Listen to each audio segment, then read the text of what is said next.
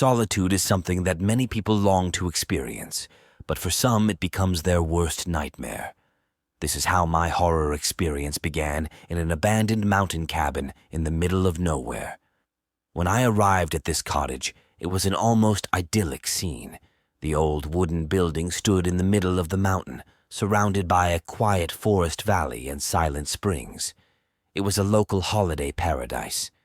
But I was there to write my new book, and I needed quiet and solitude. The first days passed without any problems. I spent my days writing and my evenings reading books by the fireplace.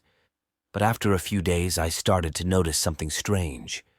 Every night I heard soft whispers behind the walls. It seemed to come from the attic room, which I didn't use. At first, I thought it was just the sounds of the fan or the sounds of the forest outside.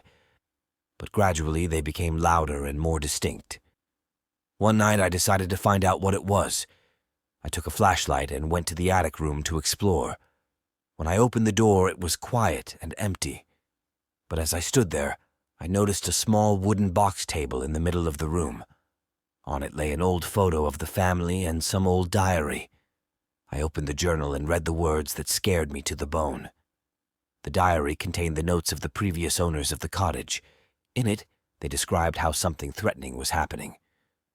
They claimed that there was something uninvited, something dark and hungry. They wrote about wild nights when the creature would wake up and stick out its long, tail-like limbs. However, they mainly wrote about the fact that this being longed for solitude, for the souls of people themselves. After reading these terrible notes, I heard the sound of footsteps behind me. I turned slowly, and there, at the end of the corridor, I saw the outline of a dark figure with pointed limbs. It was a being that I could not even imagine in my dreams. She began to approach me, slowly and menacingly. At the last moment, I ran out of the attic room and closed the door. I heard the creature creak on the door trying to get in. I was shaking with fear and knew that I was not alone in this cottage. In the morning, I quickly gathered my things and ran away from that place. I never came back and never wanted to hear about that cottage.